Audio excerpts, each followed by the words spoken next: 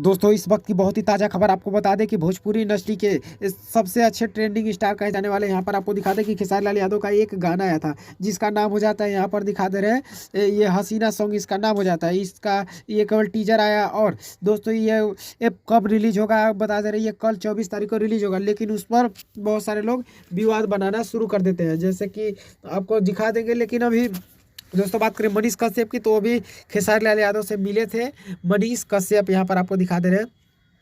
अभी तक दोस्तों मनीष कश्यप ने खेसारी की इस गाने को लेकर अभी कुछ नहीं बोला, लेकिन हाँ जब भी बोलेंगे आपको हम बता देंगे। चैनल को सब्सक्राइब कर लीजिएगा दोस्तों, क्योंकि मनीष कश्यप भी भोजपुरी से रिलेटेड है, क्योंकि वो भी ये पूरा बिहार का एक एक चीज़ का वो भी अपने चैनल पे न्यूज डालते हैं सच तक पे। दोस्तों आपकी क्या राय है?